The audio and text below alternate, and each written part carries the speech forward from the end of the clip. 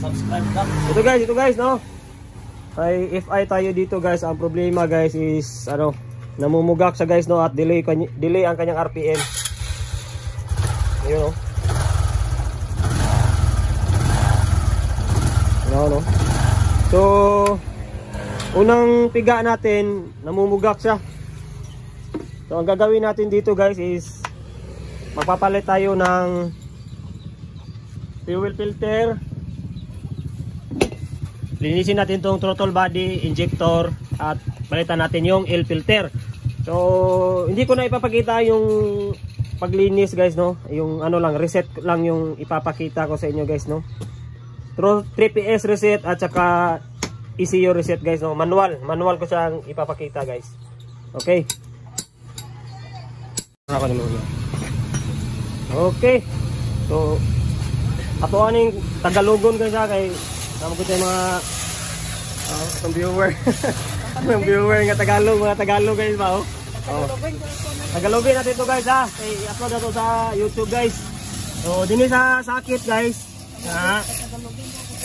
meron ditong solid blue at saka green black guys, no.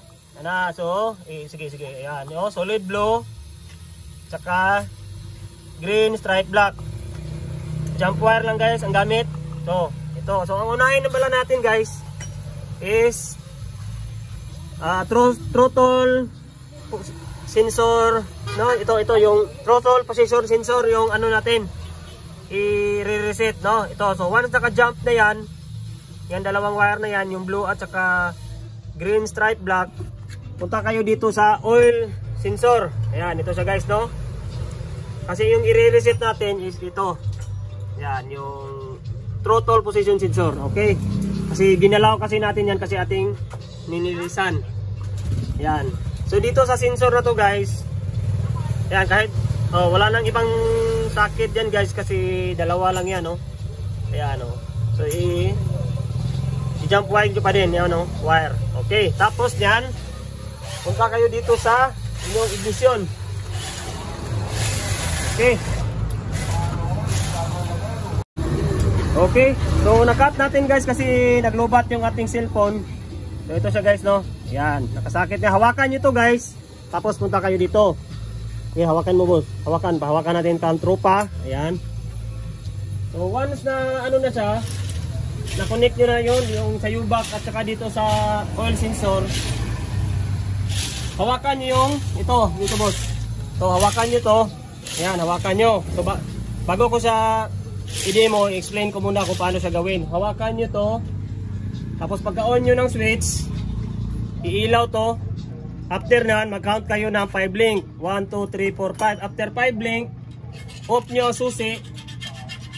Tapos tanggalin nyo ito. Ayan. Sige, larga. Sige. On.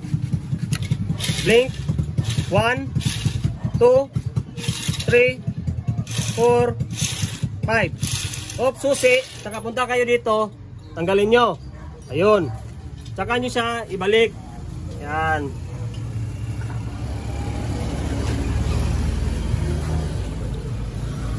Wala. Balik natin to. Okay. Okay, tayo muna. Okay. So, dito na part, huwag nyo muna itong gagalawin. Okay. Maingay guys kasi may lumay na magsuroy isda guys. Magsuroy isda. O after na, diha lagi po na. Ang next na to button is, ang next step natin gawin is, mag-reset tayo ng ECU. Sana yung ECU? Ayan. Ano yun? Ito. So, i-reset natin to. Ayan. Kasi ginalaw natin yung filter doon sa throttle body injector at yung filter doon. Kasi obligado tayong guys, mag-reset. Kamay lang tira. Sige, paano ko siya gawin? Once naka-connect ka dito sa U-box, ayan. Sige, hawakan mo. Hawakan natin. Connect na doon. Full throttle nyo. Ganyan, sagad nyo. Tapos, on ang switch. Pagka-on nyo ng switch, magbiblink yan ng 7 blinks, no? So 7 blink yung fast blink, no? Pagkatapos ng 7 blinks, dito mo, bitaw. Pagkatapos ng 7 blinks, bitaw. At pagkatapos, punta ka dito, mag-count ka ulit ng tatlong blink. Tsaka mo siya i-off. Okay? Okay, dito. Full throttle. Yan. Full throttle. Tapos on switch.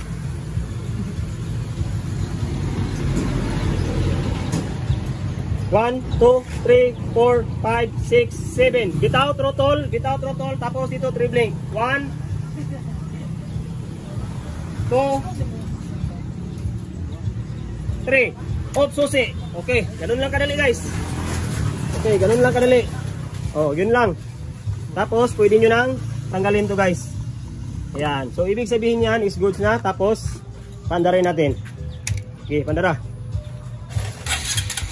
Okay, pagkatapos ng umandar, hintayin nyo 5 minutes, no? Pandarin nyo lang siya ng 5 minutes. Hayaan nyo lang siya.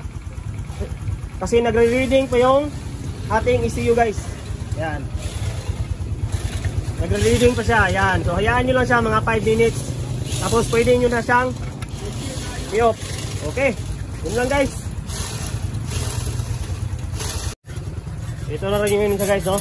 So pagkatapos nating i-reset guys, tingnan natin kung mag-delay pa guys.